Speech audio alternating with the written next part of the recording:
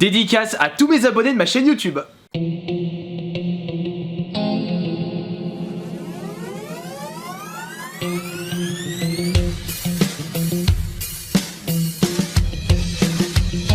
C'est un petit peu normal de vous remercier, c'est quand même grâce à vous que mes vidéos sont autant vues et que mon nombre d'abonnés augmente de jour en jour. Donc je vous le dirai jamais assez. Merci, encore merci. Je l'avais également fait sur le Facebook.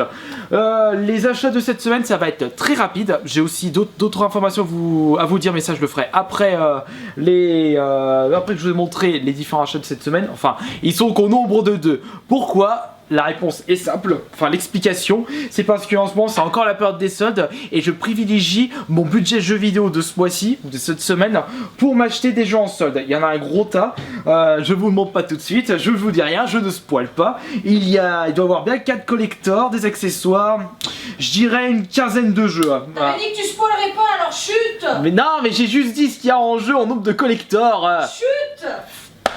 Je me saoule. Non, je plaisante. Et donc, pour les achats de cette semaine, il n'y en a que 2. Alors, le premier, c'est... Ah bah, là, j'ai craqué. C'est quand même mon coup de cœur de l'année dernière 2014. Si les personnes s'en souviennent, c'est The Evil Within. Je l'ai vu en promotion à Micromania. Ça doit être une promo nationale. Il est à 30 € sur PS4 et Xbox One. Franchement, profitez-en, foncez. Ce jeu est à faire absolument et vite fait, bien fait. Puisque j'ai terminé 3-4 fois sur la PS3. Et je l'ai vu en promotion sur Xbox One, je dis allez, je vais le refaire. Je vais essayer de réussir le mode Akumu quand je l'aurai débloqué. Je vais essayer de faire comme mon frère Johan, parce que lui il a réussi à le terminer en Akumu. Là en ce moment je suis en train de le faire en mode normal. Je me suis mis un petit challenge, c'est essayer de le faire sans gel vert. C'est quand même un peu compliqué parce que c'est assez frustrant d'avoir cumulé 100 000 gel verts et qu'on peut même pas les utiliser. J'en suis au chapitre 9. Mon préféré de chapitre, parce que là il y a... Enfin, je ne vais pas dire plus, franchement, pour ceux qui ont joué à ce jeu, dites-moi ce que vous en pensez, mais c'est une tuerie. D'ailleurs, j'arrête pas de jeter, de reprendre le jeu. D'ailleurs, je n'avais pas fait auparavant une vidéo mes impressions sur jeu terminé. Je vous le ferai dès que j'aurai terminé cette version Xbox One. Et le deuxième jeu acheté, un jeu GameCube. D'ailleurs, c'est la première fois que je le vois celui-là. La jaquette me disait rien. Je vois le prix, 7,99 €. Je dis, allez, il a l'air pas mal. On en profite pour la collection. Pas de notice, mais ça, je m'en fous. Il s'agit de Super Bust Move All-Star pour la GameCube. Je ne sais pas ça représente quel opus. Est-ce que c'est par rapport à un opus sorti sur arcade ou est-ce que c'était le premier ou le deuxième sur la PS1 je ne sais pas, je suis vraiment pas le spécialiste de Bust Move moi. J'en connais un, c'est Foxoff de la VGR Team qui lui adore les Bust Move. Par contre, j'ai une petite remarque à dire au magasin Easy Cash de Givor. Si vous regardez cette vidéo, écoutez bien. Pourquoi vous collez les étiquettes de prix carrément en dessous du plastique? Regardez-moi ça, mais regardez-moi ce travail.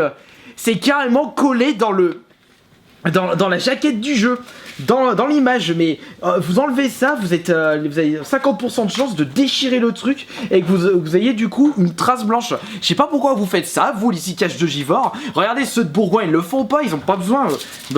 Enfin, j'en sais rien, peut-être que pour éviter que les gens enlèvent les étiquettes de prix, mais ça, franchement, il existe 36 000 façons de ne pas faire ça. Vous êtes égoïste, vous pensez pas aux joueurs, aux collectionneurs qui souhaitent avoir des jeux dans un état parfait. Enfin bon, vous faites ce que vous voulez, c'est votre magasin, s'il cool, c'est pas mon problème. Donc voilà, c'est terminé pour les achats de cette semaine. Après ce mini coup de gueule avec en achat sur Xbox One The Evil Within et sur GameCube Super Bust Move All-Star. Maintenant, qu'est-ce que j'ai joué cette semaine? Eh bien sûr, comme je vous l'ai dit, je me suis pas empêché de refaire une 5e partie ou 4e partie de The Evil Within sur Xbox One. En termes de graphisme, la différence entre la version PS3 et la version Xbox One, eh bien la différence est infime quand même. En niveau des graphismes c'est un petit peu plus net, mais j'ai l'impression que les effets de lumière ont été largement améliorés sur la version Xbox One PS4 que PS3. À me confirmer pour ceux qui ont joué aux deux versions. Bon, je pense pas que ce soit le cas parce que pour avoir acheté une PS3 et après la version PS4 ou Xbox One, il faut vraiment être fan de ce jeu. Ensuite, j'ai joué un peu à tous les soirs pendant que je suis au pieu. je me fais une petite partie de Smart As. Ah oui, bon ouais, vous avez remarqué, il n'y a pas la deuxième caméra branchée pour cet épisode, c'est un peu normal parce que comme j'avais que 2 jeux à vous présenter, j'ai pas mis la tâche, j'ai pas mis la caméra. Enfin bon, donc le deuxième jeu joué c'est Smart As, entraînement cérébral pour la Vita. J'en suis où, j'ai dû faire... je sais pas combien j'ai fait d'entraînement là depuis le temps, mais mon record pour l'instant, 90% d'utilisation du cerveau. J'ai eu du pot parce que je suis tombé sur les bons mini-jeux aussi. Point fort, moi sur ce jeu, c'est les arithmétiques, les maths. Franchement, c'est mon point fort. Comme vous avez pu le voir dans mon ancien Kirby Play sur Vita de ce jeu où je vous avais fait le calcul en mode génie 3 étoiles en 52 secondes ou 54 secondes, et j'ai regardé mon classement mondial, je dois être dans les 120e. Français, je dois être dans le top 10 je pense. Bon, faut dire que ce genre de jeux sont pas vraiment beaucoup joués par les joueurs. Il faut dire que les joueurs jouent achètent des Vita, ce qui n'est pas vraiment le cas en France, pourtant elle a du potentiel cette console. Et les autres jeux, bah je crois que j'ai joué qu'à ça. J'ai joué à autre chose ou pas? J'ai joué à autre chose? Si, j'ai joué à Killer Instinct aussi. Voilà, bah ça franchement, l'élève surpasse le maître pour Killer Instinct. Il est vraiment mieux que la version Super Nintendo. C'est franchement une tuerie ce Killer Instinct. J'y joue de temps en temps avec grand plaisir. Ah, il est bon ce jeu.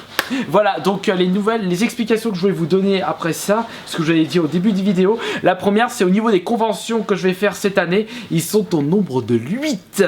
Il y aura pas mal de conventions, donc si vous avez votre agenda et que vous habitez pas loin de cette convention, et si vous désirez me voir, eh bien profitez-en. Donc il y aura Marseille, donc pour la Japan Expo, du 6 au 8 mars. Je vous confirme, j'ai acheté mes billets de train. Wigo. C'est pas cher, c'est 10 € l'aller. Je vais aller au Clermont Geek Convention, donc Clermont-Ferrand. Ça c'est pour le 20-22 mars, du 20 au 22. Ou 20-21, je sais plus. Le troisième, c'est Japan Touch Haru à Villeurbanne. Il y a également le G2L2 Corp qui va se trouver dans une immense salle, 12 000 m² d'après le site, qui va se dérouler à Saint-Etienne. Donc pour les Stéphanois qui veulent me rencontrer, vous pourrez en profiter. Et il y aura aussi Japan Touch de fin d'année à leur expo. Il y a aussi la Japan Expo à Paris. Également le Paris Games Week bien sûr, et il doit en rester une. Ah oui, le Polymanga pour les Suisses, à confirmer pour celui-ci, mais je pense qu'on va y faire un tour, parce qu'on aimerait bien rencontrer un peu les Suisses, et puis voir à quoi ça ressemble le Polymanga. J'ai eu de bons retours de la part des personnes qui sont allées là-bas. Par contre, je pense pas que je vais aller encore au Toulouse Game Show, je suis pas super tenté, mais bon. On sait pas, on sait jamais, peut-être qu'au final je vais changer d'avis, ça dépendra des dates, de mes disponibilités, et puis voilà. Également, une dernière chose, il va y avoir un changement sur les Kirby Play. Je ne vais plus faire des aventures Kirby Play d'un jeu en plusieurs parties, ça me saoule un peu, j'arrive pas à trouver le temps, enfin j'ai pas la motivation pour terminer le Zombie U. C'est pour ça qu'à chaque fois que ce sera un Kirby Play, il y aura un jeu différent. Un jeu à Kirby Play. On fera comme ça plutôt, je pense que ça vous conviendra plus. Voilà, c'est terminé pour les jeux de cette semaine, à la prochaine.